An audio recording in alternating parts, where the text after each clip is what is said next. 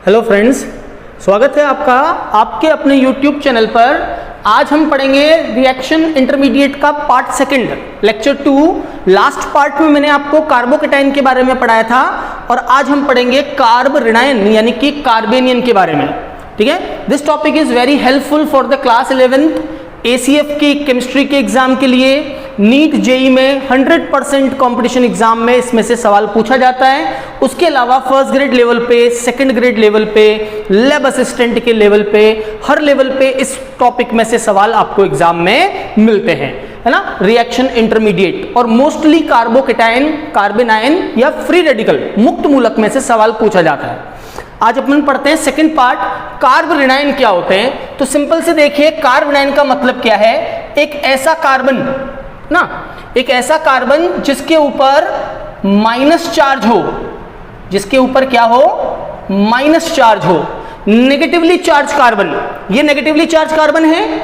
इस कार्बन के ऊपर अगर आप देखोगे ध्यान से तो आपको दिखेगा कि इस बंध में 2 इलेक्ट्रॉन है, इस बंध में 2 इलेक्ट्रॉन है, इस बंध में भी 2 इलेक्ट्रॉन है। टोटल 6 इलेक्ट्रॉन तो बॉन्डेड हो गए और एक इसके पास लोन पेयर पड़ा है, यानी कि 6 और 2 8। तो पूरी डेफिनेशन क्या बनी? डेफिनेशन बन गई इसकी, negatively charge carbon having 8 electrons in the outermost shell. ऋण आवेशित कार्बन, ठीक है, नेगेटिव चार्ज कार्बन, ऋण आवेशित कार्बन जिसके बाह्यतम कोश में, जिसके आउटर मोस्ट शेल यानी कि बाह्यतम कोश में, बाह्यतम कोश में कितने इलेक्ट्रॉन होते हैं? 8 इलेक्ट्रॉन होते हैं। वो कहलाता है कार्ब ऋणायन। 8 इलेक्ट्रॉन का मतलब इसका ऑक्टेट पूरा है, अष्टक पूरा है इसका, और इसके ऊपर नेगेटिव चार्ज है। 2 इलेक्ट्रॉन्स लोन पेयर की फॉर्म में है। वी नो दैट जिसके ऊपर भी लोन पेयर या नेगेटिव चार्ज हो वो क्या होता है? वो एक तरह का न्यूक्लियोफाइल होता है। सो कार्बेनियंस आर न्यूक्लियोफाइल, नाभिक्स नहीं होते। उसके अलावा जिसके पास लोन पेयर हो वो लोन पेयर को डोनेट भी करता है, और लोन पेयर डोनेशन करने वालों को हम क्या बोलते हैं? Lewis base. So it is nucleophile as well as it is Lewis base. ये एक लुईस शार भी होता है क्योंकि इसके ऊपर लोन पेयर है। करेक्ट। स्ट्रक्चर देखो, इसकी संरचना कैसी होती है। तो कार्बोकेटाइन में ध्यान रखना, 2 तरह के कार्बोकेटाइन हैं। एक कार्बोकेटाइन होते हैं कौन से, सॉरी कार्बेनाइन 2 तरह के होते हैं। एक होता है एल्काइल कार्बेनाइन, एल्काइल कार्बेनाइन। एल्काइल कार्बेनाइन का मतलब है जिसमें ये जो वैलेंसीज हैं वो किसी अल्काइल ग्रुप से सेटिस्फाइड हो। ये जैसे 3 अल्काइल ग्रुप लगे हुए हैं, है ना। मैं इसकी ओरिजिनल स्ट्रक्चर बना देता हूं।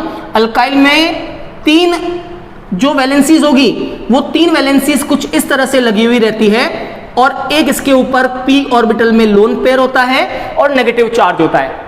मींस जो अल्काइल कार्बेनियंस होते हैं, है ना, उन अल्काइल कार्बेनियंस में कार्बेनियन जो है वो sp3, 1 2 3 सिग्मा बॉन्ड और एक लोन पेयर, यानी कि sp3 हाइब्रिडाइजेशन रखता है, संकरण, और इसकी ज्योमेट्री जो है वो पिरामिडल होती है, पिरामिडी होती है, पिरामिडल।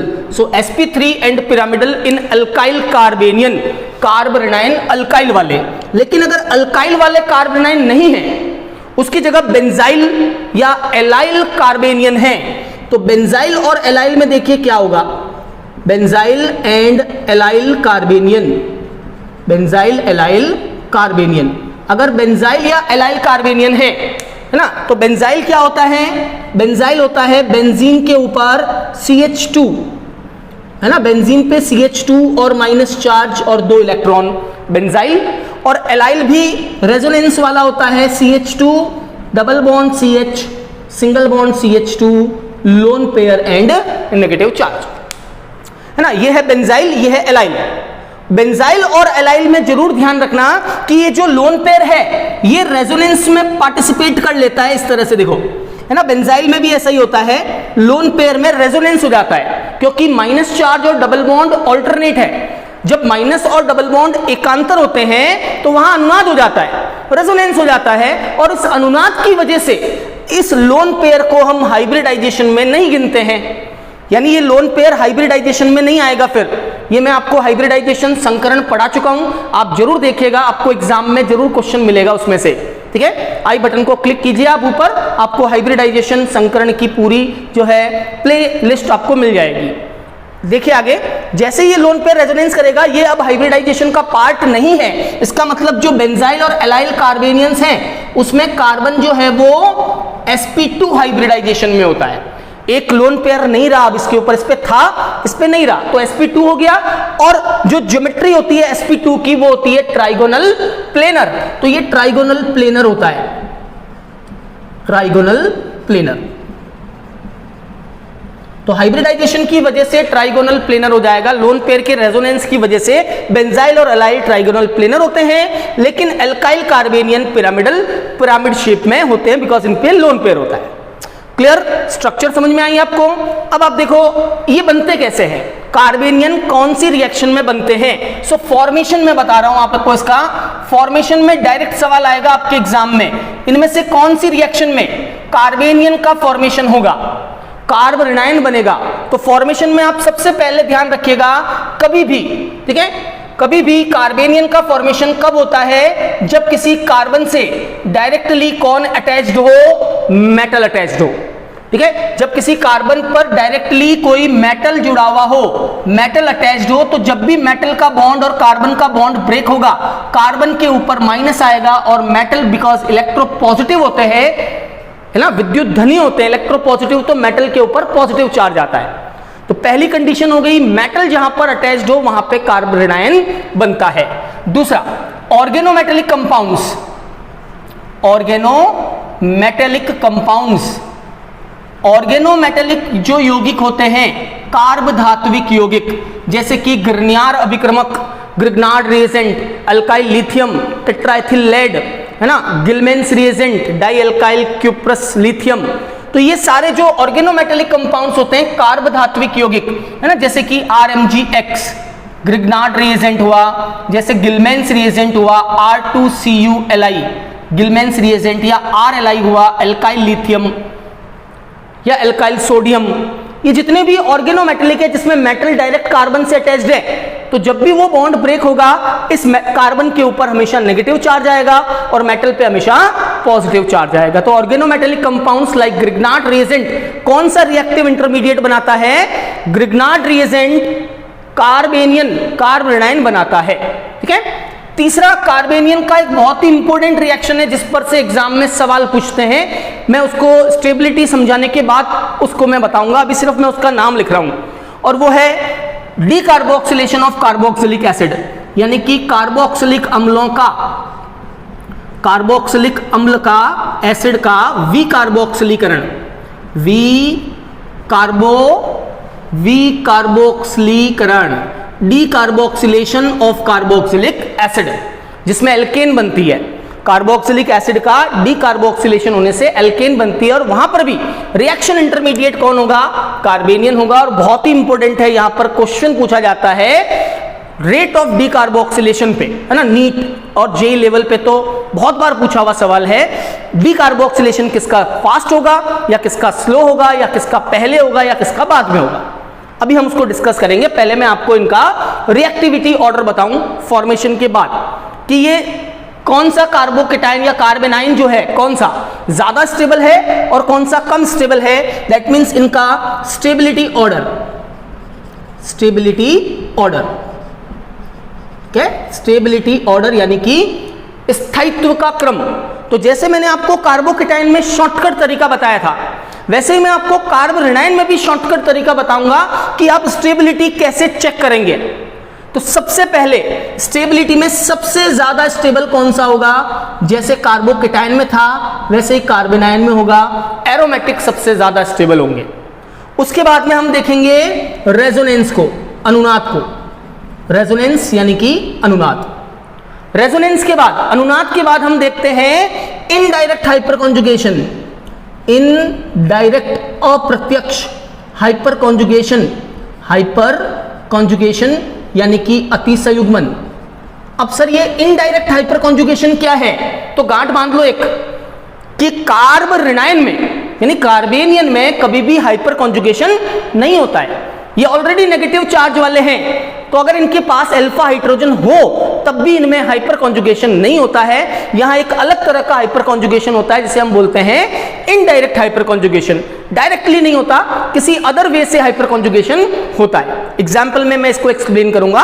और देखें आगे, हाइपर कॉन्जुगेशन के बाद जो मेन समझाने का तरीका है वो है इंडक्टिव इफेक्ट। इंडक्टिव इफेक्ट का मतलब है प्रेरणिक प्रभाव।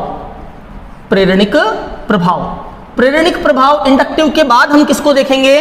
तो इंडक्टिव के बाद हम देखते हैं percentage S character, percentage S character, और परसेंटेज एस कैरेक्टर के बाद आ जाएगा सबसे लास्ट में एंटी एरोमेटिक। सबसे लीस्ट स्टेबल कार्बोनाइन कौन सा होगा?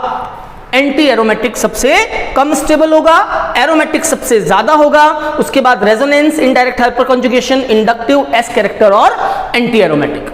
Is that clear? मैं कुछ एग्जाम्पलीफाई करके बताता हूं आपको स्टेबिलिटी ऑर्डर्स जो आपको ध्यान में रखने हैं। जैसे कार्बोकेटाइन में बताए थे आपको, वैसे ही मैं कार्बोरेनाइन में आपको बता रहा हूं कि कैसे एग्जाम में सवाल आएगा और आपको उसको कैसे सॉल्व करना है। ठीक है, फर्स्ट केस, पहला example, look at the board, that is CH3 minus, second CH3, CH2 minus, third CH3, CH2, CH2 minus, और सो ऑन, आगे भी बढ़ सकता है ये। ठीक है, सबसे पहले हम देख रहे हैं इंडक्टिव इफेक्ट, प्रेरणिक प्रभाव। और एक लाइन मैंने आपको बताई थी, आप वापस बोल रहा हूं, याद रखिएगा, माइनस को कम करना या प्लस को कम करने वाला उसको स्टेबल बनाता है। ठीक है, और माइनस को माइनस आई इफेक्ट स्टेबल करेगा, प्लस को प्लस आई इफेक्ट स्टेबल करेगा। ठीक है, माइनस को माइनस आई स्टेबल करेगा और प्लस को प्लस आई स्टेबल करेगा। अब आप देखिए, यहां पे माइनस चार्ज है, इसके ऊपर एक पीछे मिथाइल आ गया। मिथाइल क्या करता है? प्लस आई इफेक्ट देता है, तो ये प्लस आई इफेक्ट दे रहा है, माइनस चार्ज क्या हो जाएगा? बढ़ जाएगा। भाई माइनस के ऊपर प्लस आई लगा हुआ है, प्लस का मतलब होता है इलेक्ट्रॉन देना, तो ये और इलेक्ट्रॉन देगा, इसका मतलब इसका माइनस और बढ़ेगा। यहां पर देखिए 2 बार प्लस आई लगा हुआ है, एक और एक, दो कार्बन अपना प्लस आई दे रहे हैं, इसका मतलब नेगेटिव चार्ज क्या होगा? और बढ़ जाएगा। और अगर नेगेटिव और बढ़ गया तो ये अनस्टेबल हो गया, और यहां नेगेटिव जितना है उतना ही है, इसका मतलब सबसे ज्यादा स्टेबल कौन सा होगा? फर्स्ट। आई रिपीट, माइनस को माइनस स्टेबल करता है, प्लस को प्लस स्टेबल करता है। ठीक है, माइनस का एग्जाम्पल बना के बताता हूं, बोर्ड पे देखिएगा। जैसे ये 3 कार्बोनाइन है, पहला है CH2F, दूसरा है CH2 माइनस Cl, तीसरा है CH2 माइनस Br, और चौथा है CH2 minus I। These are the 4 carbanions. 4 carbanion मैंने बनाए हैं। अब आपको इनका स्टेबिलिटी चेक करना है, तो हम जानते हैं fluorine, chlorine, bromine, iodine minus I effect देते हैं। माइनस आई का मतलब होता है इलेक्ट्रॉन्स खींचना। ठीक है, तो इन चारों का इफेक्ट क्या है? इलेक्ट्रॉन को खींचना। ये भी इलेक्ट्रॉन खींचेगा, ये भी इलेक्ट्रॉन खींचेगा, आयोडीन भी इलेक्ट्रॉन खींचेगा। लेकिन सबसे ज्यादा माइनस आई किसका होता है? फ्लोरीन का। तो इसका माइनस आई ज्यादा है, यानी इसमें सबसे ज्यादा माइनस आई है, तो ये ज्यादा इलेक्ट्रॉन खींचेगा, माइनस चार्ज क्या हो जाएगा? कम हो जाएगा। कम नहीं होगा, बहुत ज्यादा कम हो जाएगा नेगेटिव चार्ज। करेक्ट, क्योंकि ये माइनस आई है, और माइनस को माइनस आई स्टेबल करता है, तो ये माइनस आई इसको स्टेबल करेगा। ये भी माइनस आई है, लेकिन इसका माइनस आई इसके कंपैरिजन में क्या है? थोड़ा कम है। इसका माइनस आई भी और कम है, इसका माइनस आई इफेक्ट और भी कम है। तो ऑर्डर ऑफ स्टेबिलिटी क्या हुआ? CF2 वाला CH2F सबसे ज्यादा स्टेबल होगा, CH2I सबसे कम स्टेबल होगा। आप अगर शॉर्टकट याद रखना चाहें तो आप इसको ऐसे भी याद रख सकते हैं। देखिए सीधा है ना, कार्बोरेनाइन का स्थायित्व यानी कि स्टेबिलिटी माइनस आई के प्रोपोर्शनल और प्लस आई के इनवर्सली प्रोपोर्शनल होगा। जितना ज्यादा माइनस आई लगेगा कार्बोरेनाइन उतना ही ज्यादा स्टेबल होगा, और जितना ज्यादा प्लस आई लगेगा कार्बोरेनाइन उतना ही कम स्टेबल होगा। है ना, यहां देखिए, यहां प्लस आई बढ़ रहा है, स्टेबिलिटी कम हो रही है, यहां माइनस आई बढ़ रहा है, स्टेबिलिटी बढ़ रही है। क्लियर? एग्जाम्पल नंबर 3 और देखिए स्टेबिलिटी का। 1 डिग्री, 2 डिग्री और 3 डिग्री में क्या होगा? एक है CH3 माइनस, एक है CH3 CH2 माइनस, एक है 2 डिग्री यानी कि CH3 CH3 माइनस, और एक है 3 डिग्री कार्ब ऋणायन CH3 CH3 CH3 minus. We know that, हम जानते हैं इन तीनों के बारे में, हम पढ़ चुके हैं पहले भी। यह है 3 कार्बन से जुड़ा 3 डिग्री, 2 कार्बन से जुड़ा सेकेंडरी, 1 कार्बन से जुड़ा primary, and it is called super 1 degree और 0 डिग्री, है ना। चारों को मैंने बना दिया। अब आप खुद अपना ऑर्डर डिसाइड कर सकते हो उसको देख के। CH3 ग्रुप्स क्या होते हैं? प्लस आई होते हैं, है ना। CH3 ग्रुप्स क्या होते हैं? प्लस आई। इसका मतलब इलेक्ट्रॉन को देना, तो यहां इलेक्ट्रॉन दिए जा रहे हैं 3 जिनों से, 3 जिन्हें इलेक्ट्रॉन देंगे तो माइनस क्या होगा? बढ़ेगा। यहां इलेक्ट्रॉन दिए जा रहे हैं 2 जिनों से, फिर भी माइनस बढ़ेगा, लेकिन इसके कंपैरिजन में कम बढ़ेगा। यहां पे 1 जिना ही इलेक्ट्रॉन दे रहा है, माइनस बढ़ेगा, लेकिन इसके कंपैरिजन में कम बढ़ेगा। और यहां कोई इलेक्ट्रॉन दे ही नहीं रहा है, प्लस आई इफेक्ट है ही नहीं। इसका मतलब ऑर्डर ऑफ स्टेबिलिटी क्या हुआ? 0 degree, 1 degree, 2 degree and 3 degree. Specially याद रखना है, डायरेक्ट एग्जाम में पूछा जाएगा आपसे कि करेक्ट ऑर्डर क्या होगा। तो करेक्ट ऑर्डर क्या होगा स्टेबिलिटी का? CH3 minus more stable than 1 degree, which is more stable than 2 degree, and which is more stable than 3 degree. Just उल्टा है।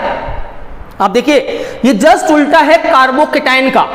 कार्बोकेटाइन में था 3 degree is more stable then 2 degree, 2 degree is more stable then 1 degree, and 1 degree is more stable then methyl carbocation.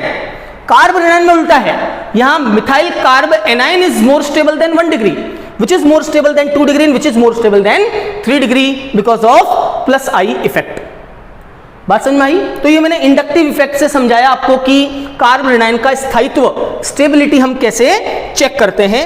और कुछ examples बताता हूं। Point number 4, ध्यान से देखना। अगर रिंग में आ जाए, है ना, अगर ये वलय में आ जाए, तब हम कार्ब ऋणायन का ऑर्डर कैसे डिसाइड करेंगे? तो रिंग में आने पर देखो क्या होगा। जैसे एक एग्जाम्पल मैंने और सेट किया है, example number 4, it is cyclopropyl कार्ब ऋणायन, ये है साइक्लोब्यूटाइल कार्ब ऋणायन, और ये है साइक्लोपेंटाइल कार्ब ऋणायन, है ना। एरोमेटिक नहीं है, डबल बॉन्ड्स नहीं है इसमें, सिर्फ रिंग वाले हैं, चक्रीय हैं। तो ध्यान रखना, चक्रीय है। देखो आप, कार्बन का नंबर बढ़ता जा रहा है। कार्बन बढ़ने का मतलब क्या होता है? प्लस आई बढ़ना। जैसे यहां 3 कार्बन है ना, तो 3 कार्बन का ही प्लस आई, या 2 कार्बन का ही प्लस आई इस पे लग रहा है।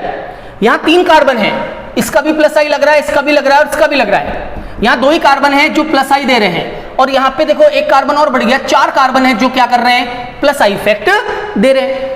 इसका मतलब यहां पे माइनस बढ़ेगा, बहुत ज्यादा बढ़ेगा, और यहां पर माइनस आई जो है प्लस आई की वजह से माइनस कम बढ़ेगा। तो मोर स्टेबल कौन हुआ? Small ring is more stable then large ring. अब आपके पास कंसेप्ट बन गया। क्या बोला मैंने? छोटी वलय बड़ी वलय से ज्यादा स्टेबल होती है कार्ब एनायन में, ठीक है। Small ring is more stable then large ring. आप यूं बोल सकते हो, अगर आप ऑर्डर बनाना चाहें तो आप यूं बोल सकते हो, द स्टेबिलिटी, ठीक है, स्टेबिलिटी मीन्स स्थायित्व, the stability is proportional to 1 upon ring size, 1 upon ring size. जिसकी रिंग छोटी होगी उसमें स्थायित्व ज्यादा होगा कार्ब ऋणायन में। समझ में आया आपको? और आगे बढ़ाता हूं, percentage S character, point number 5, look at the board. बहुत अच्छा एग्जांपल जो मैंने आपको याद हो तो कार्बोकेटाइन में भी बताया था, अब मैं उसको कार्ब ऋणायन में बता रहा हूं। First is CH3 CH2 minus, second बीच में डबल बॉन्ड आ गया, और थर्ड में बीच में आ गया triple bond, C triple bond C minus. Correct? तो फर्स्ट वाले में सिंगल बॉन्डेड है, सेकेंड वाले में CH2, ठीक है, CH2 double bond CH, and third is CH triple bond C minus. तीनों ही कार्ब एनायंस हैं, लेकिन अब हम इसको एक्सप्लेन करेंगे परसेंटेज आई से, जो मैंने आपको कार्बोकेटाइन में भी बताया था कि यहां पर sp हाइब्रिडाइजेशन है और परसेंटेज s कैरेक्टर कितने हैं? 50%। यहां पर sp3 हाइब्रिडाइजेशन है और sp3 संकरण होने से 25% s कैरेक्टर है। जिसमें s कैरेक्टर ज्यादा होता है उसका माइनस आई ज्यादा होता है। तो इसका मतलब परसेंटेज s कैरेक्टर 50 है तो इसका माइनस आई क्या होगा? ज्यादा, और यहां 25 है तो माइनस आई इफेक्ट क्या होगा? कम। अब आप यहां से देख लीजिए, stability is proportional to minus I. मतलब जिसमें माइनस आई ज्यादा होगा वो ज्यादा स्टेबल होगा।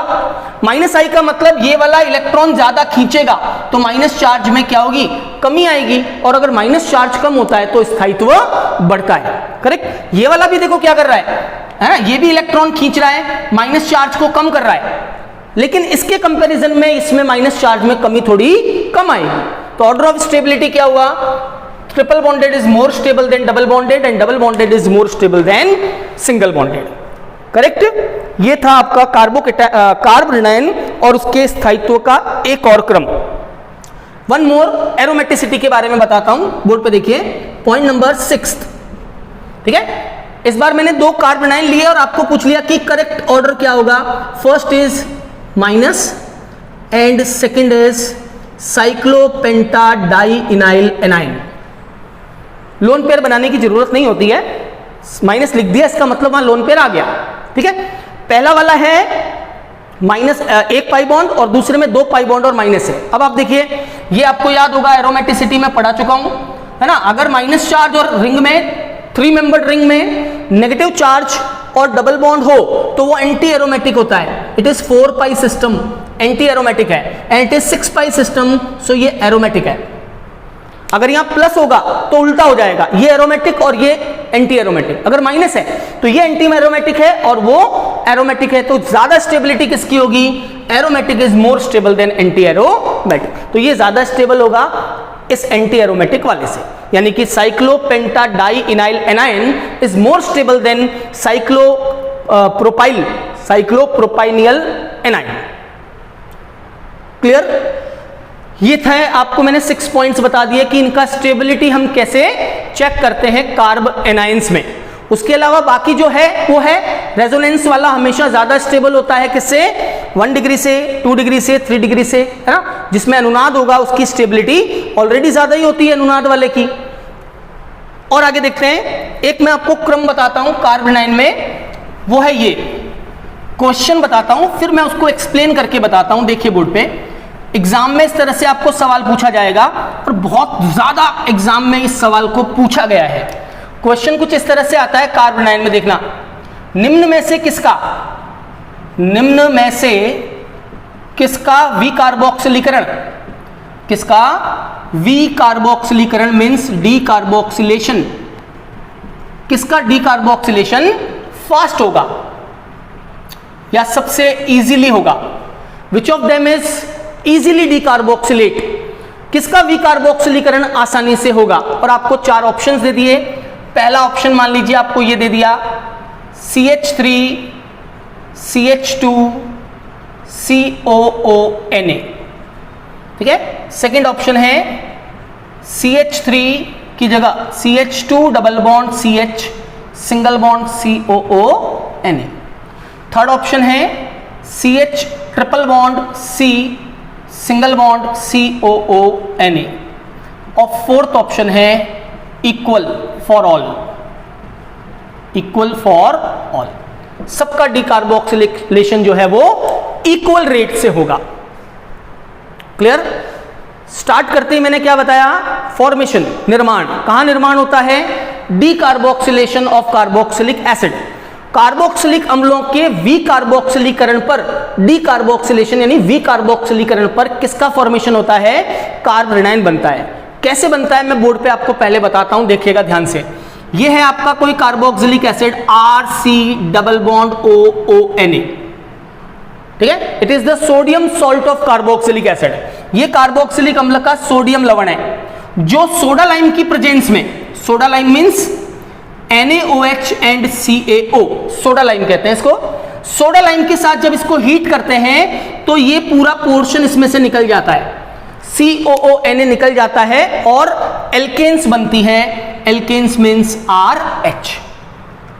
ये तो आपकी रिएक्शन है decarboxylation of carboxylic acid by the soda lime. अब आती है बात कि ये रिएक्शन होती कैसे है। तो देखो रिएक्शन ऐसे होती है, सबसे पहले ये कार्बोक्सिलेट आयन बनाता है, C double bond O minus बनता है, सबसे पहले Na हट जाता है। जैसे ही O माइनस बनता है, ये पास वाला जो बॉन्ड है ना, एल्केन और कार्बन के जो पास वाला बॉन्ड है, ये कार्बन की तरफ यानी कि R की तरफ ब्रेक हो जाएगा और जैसे ये ब्रेक होगा यहां से CO2 निकल जाएगी और बनेगा R-। ठीक है, R- बना और यहां से क्या निकल गई CO2 और ये R- आगे जाके क्या बनाएगा RH बनाएगा। कहने का मतलब है इस रिएक्शन में रिएक्शन इंटरमीडिएट क्या है कार्बेनियन। तो डीकार्बोक्सिलेशन की जो रेट है वो इस कार्बेनियन की स्टेबिलिटी के प्रोपोर्शनल होती है। The rate of decarboxylation, rate of decarboxylation is directly proportional to stability. किसकी स्टेबिलिटी? स्टेबिलिटी ऑफ कार्बेनियन, कार्ब ऋणायन के स्थायित्व के प्रोपोर्शनल। मतलब जो कार्ब ऋणायन ज्यादा स्टेबल होगा वो कंपाउंड सबसे पहले डीकार्बोक्सिलेट होगा। तो इन तीनों में अपन देख सकते हैं, ये मैंने अभी एक्सप्लेन किया है। अगर मैं इन सबका COONA हटाऊंगा, जैसे ये COONA हटा दिया, इसमें से भी हटा दिया, इसमें से भी हटा दिया, तो ये बनेगा कार्बनाइन माइनस, ये फिर माइनस और ये ट्रिपल बॉन्ड के साथ माइनस। और हम जानते हैं इन तीनों में से सबसे ज्यादा स्टेबल कौन होगा? जिसमें ट्रिपल बॉन्ड है, बिकॉज S कैरेक्टर ज्यादा है। S कैरेक्टर ज्यादा तो इसकी स्टेबिलिटी भी क्या होगी? ज्यादा होगी। और अगर इसकी स्टेबिलिटी ज्यादा है इसका मतलब सबसे फास्ट डीकार्बोक्सिलेशन इसी का होगा। ठीक है, तो which carboxylic acid is easily decarboxylate? अगर कभी ऐसा सवाल आ जाए डायरेक्ट इसको देख के आंसर देना, स्टेबिलिटी ऑफ कार्ब एनायन। जिस कार्बेनाइन का स्टेबिलिटी कार्बेनाइन का ज्यादा होगा वो कार्बोक्सिलिक एसिड आसानी से डीकार्बोक्सिलेट होगा। Is that clear? समझ में आया आपको? स्टेबिलिटी, ऑर्डर, फॉर्मेशन, संरचना कैसी होती है और बेसिक प्रॉपर्टीज क्या है कार्बेनियन की। चलिए इस लेक्चर को यहीं फिनिश करते हैं। अगले लेक्चर में हम पढ़ेंगे फ्री रेडिकल, मुक्त मूलक, कार्बीन, नाइट्रीन और बेंजाइन के बारे में। Thank you very much.